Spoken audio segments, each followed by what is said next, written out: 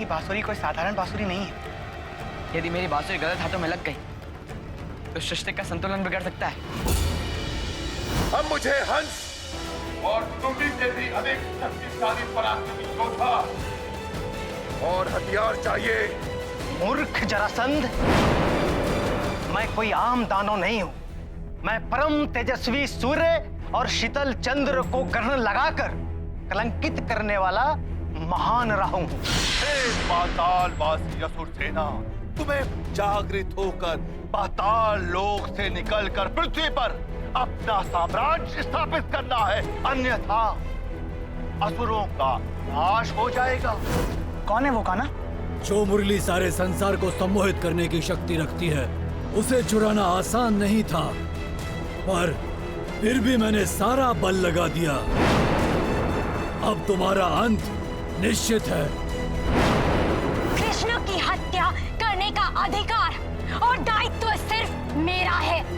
मैंने तुम्हें इसलिए बुलाया है ताकि तुम दोनों एकजुट होकर उस कृष्ण का वध कर सको। कान्हा, अब इस वज्र का प्रहार केवल तुम्हारा सुदर्शन चक्र रोक सकता है। नहीं तो सुदर्शन केवल वज्र को ही नहीं, पूरी सृष्टि को समाप्त कर देगा।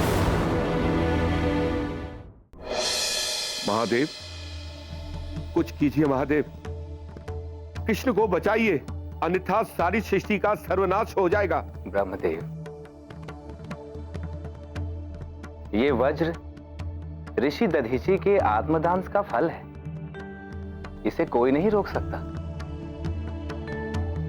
सिवाय स्वयं ऋषि दधीचि।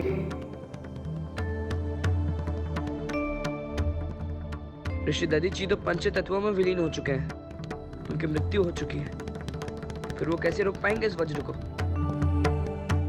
पंच तत्व में तो केवल शरीर विलीन होता है केशव, आत्मा तो परमात्मा में विलीन होती है।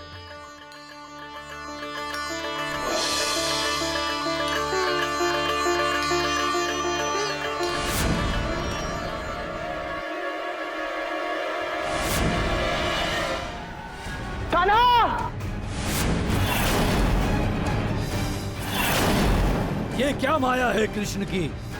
कहां अदृश्य हो गया? कोई मेरे वज्र को छल नहीं सकता, वो अपना लक्ष्य भेद कर ही लौटेगा। कृष्ण, अब तुम्हें कोई नहीं बचा सकता, कोई नहीं।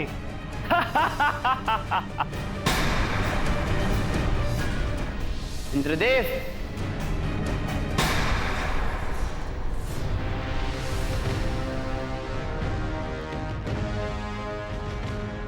क्या ये वज्र आप ही का है? कृष्ण ने इंद्र के वज्र को भी हरा दिया, ये कैसे संभव है?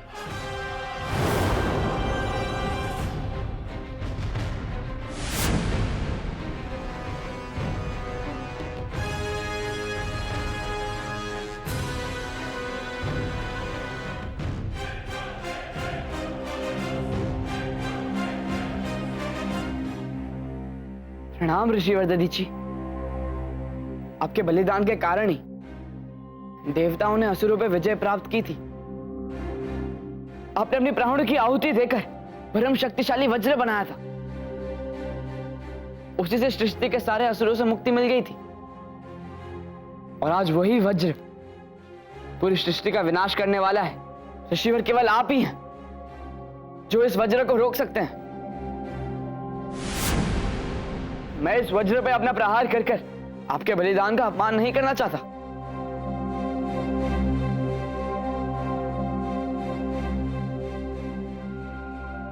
ठीक है, यदि आपकी यही मंशा है तो मैं स्वयं को वज्र के सामने समर्पित कर दूंगा।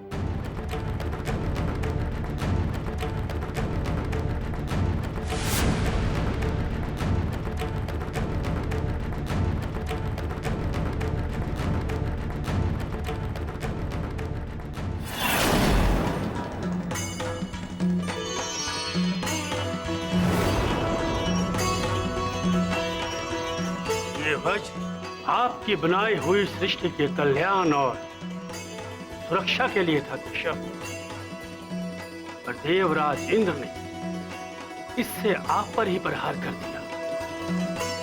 इससे पहले देवराज और दुर्भाग्यपूर्ण कार्य करें, आप उन्हें चैतन्य प्रदान करें प्रभु।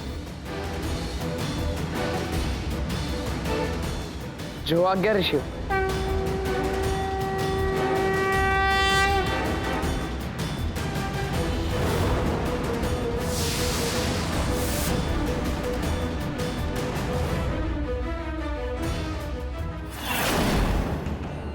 महादेव, मेरा मार्गदर्शन करने के लिए आपको कोटि कोटि प्रणाम।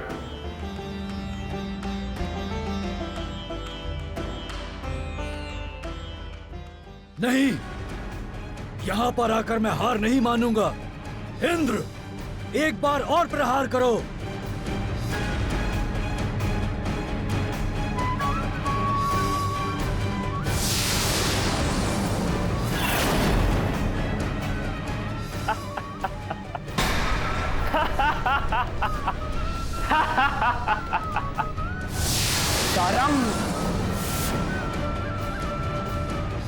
कृष्ण, कुछ भी कर लो, आज नहीं बचोगे।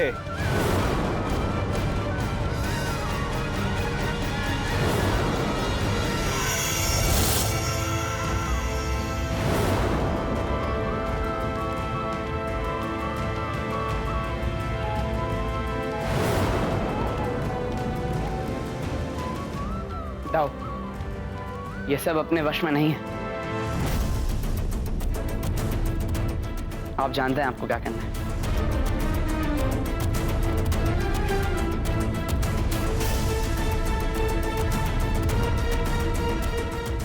छोड़ दो। क्या कर रहे हो बलराम तुम? ये ठीक नहीं कर रहे हो। छोड़ दो हमें, इसका दंड भयानक होगा। तुम बच नहीं पाओगे बलराम, छोड़ दो हमें। मैं क्षमा चाहता हूं, यही एक तरीका है आपको सुरक्षित रखने का।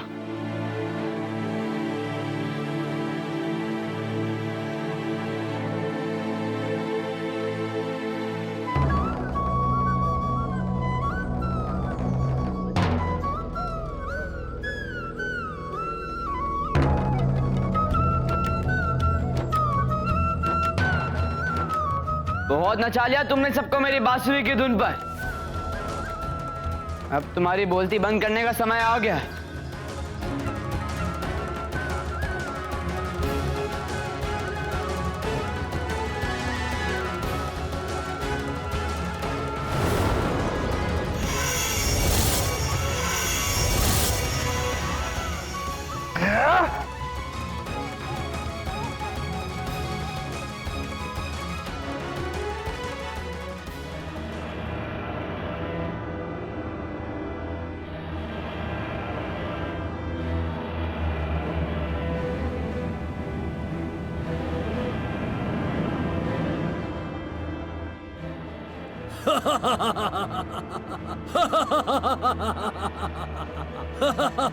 बड़े बेस्वाद शस्त्र हैं तुम्हारे तो। ओह, तो इसकी शक्ति इसके श्वास में बसी है, और श्वास हवा पर निर्भर है। क्या हुआ कृष्णा, बात समझ नहीं आई? तो अब ये देख।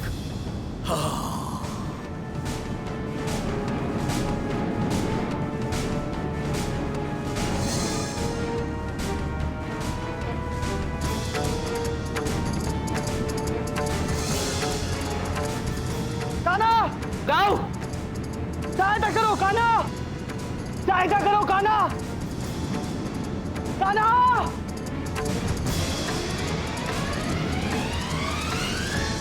जो मैं करने जा रहा हूँ उससे पृथ्वी के सारे जीवों के प्राणों पर खतरा है। मुझे शीघ्र ही वो कार्य करना होगा।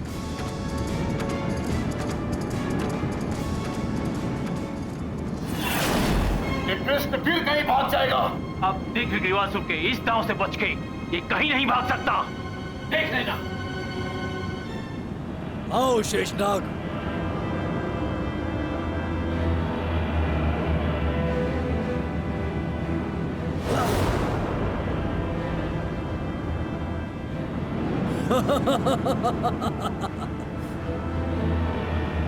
जाओ, तीनों लोक में कृष्ण कहीं भी हो, उसका वध कर दो। जो आज्ञा। कृष्णा, कहाँ हो तुम? कृष्ण, जाओ, मैं यहाँ। आइए। मूर्ख, तू स्वयं अपने अंत को अपने पास बुला रहा है।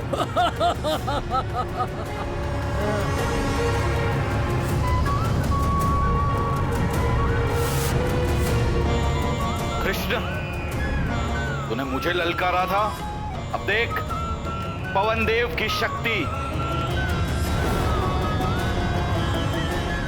हाँ पवन देव, मैं भी चाहता हूँ कि सब आपकी ताकत देखें।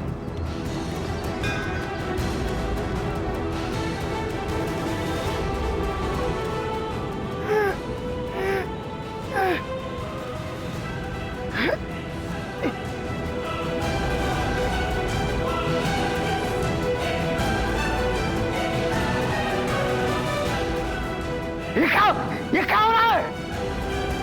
ये क्या हो रहा है? मैं सांस क्यों नहीं ले पा रही हूँ? क्योंकि पवन देव वायुमंडल से वायु खींच रहे हैं। और क्यों? सांस नहीं ले पाएंगे तो हम जीवित कैसे रहेंगे?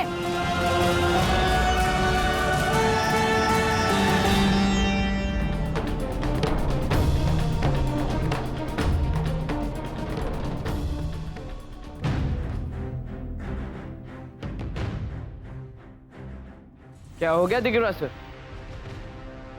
श्वास नहीं ले पा रहे?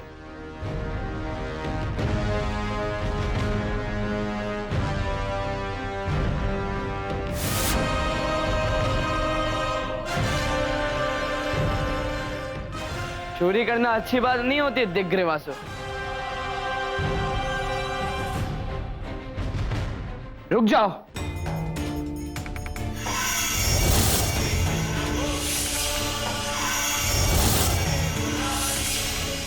इतनी भी क्या शीघ्रता है?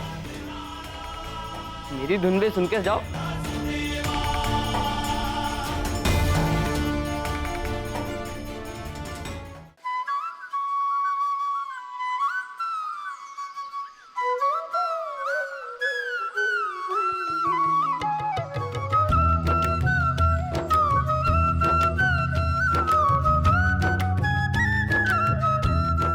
ये मैंने क्या कर दिया? वायुमंडल में तो हवा ही नहीं रही।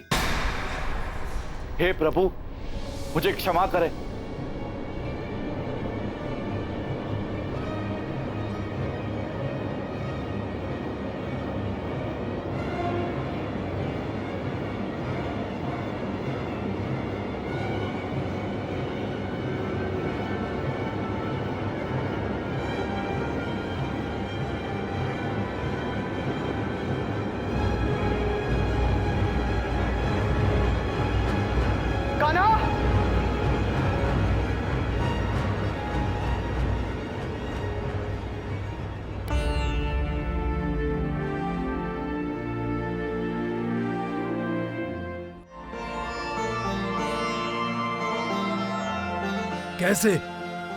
कैसे किया तुमने ये सब?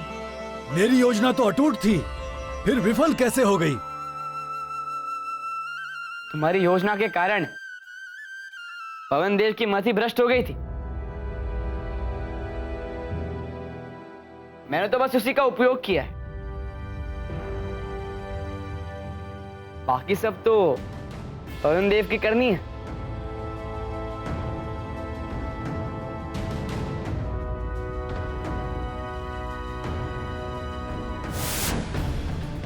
कृष्णा, छोड़ो हमें। ये ठीक नहीं कर रहे हो। देवराज इंद्र हूं मैं, छोड़ दो मुझे। छोड़ो कृष्णा मुझे। कृष्णा, छोड़ दो हमें। वायुदेव, आप तो सारे देवताओं में सबसे निर्बल हो ना? निरर्थक हो आप तो, है ना? मूर्ख बालक, तू मेरी शक्ति को निरर्थक कह रहा है? पवन बिना सृष्टि 2 पल भी नहीं रह सकती। अगर वायुमंडल को वायु विहीन कर दो ना तो कोई नहीं बचेगा। अच्छा, तो दिखाइए अपनी शक्ति, तब मैं मानूंगा। एक बार मुझे बंधन से मुक्त करके देख मूर्ख बालक। बस इतनी सी बात। ये लीजिए।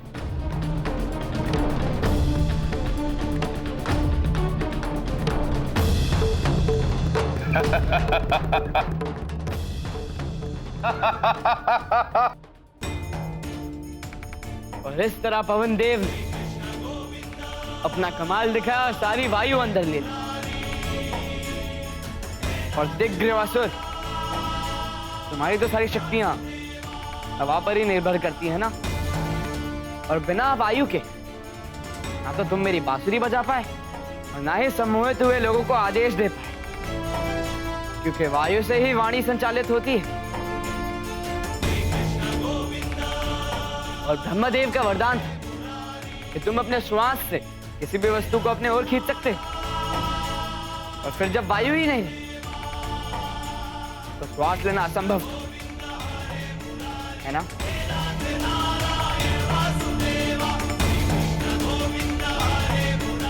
कृष्ण फिर जीवित रह गया। असुर गुरु शुक्राचार्य, अब ये चाल भी फिर से चली रह गई। क्षमा प्रभु, क्षमा। मैं अपनी भूल स्वीकार करता हूं। आप जैसे परम ज्ञानी, महासर्वशक्तिमान अजय कृष्ण से लड़ने चला था, वो भी आपकी बांसुरी चुराकर। मुझे क्षमादान दीजिए प्रभु, क्षमादान। अपनी गलती मान लेना सही पथ की ओर पहला कदम होता है दिग्ग्रवासुर, परंतु बिना सही दंड के क्षमा का मोल भी कम हो जाता है। तुम्हारा दंड यह है कि तुम अपनी बाकी की शेष जिंदगी पाताल लोक में बिताओगे। जो आज्ञा प्रभु।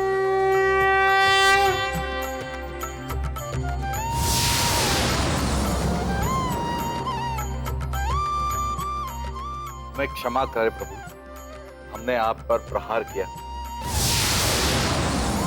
हमें क्षमा कर दीजिए केशव, हमें आप पर और बलराम पर प्रहार नहीं करना चाहिए था। क्षमा कीजिए प्रभु, हम अपने वश में नहीं थे। आप सब देवता हैं और आप सब अपने वश में नहीं थे, तो कैसी भूल देवगन। आप सब जाइए, अपना अपना कार्य क्षेत्र संभालिए।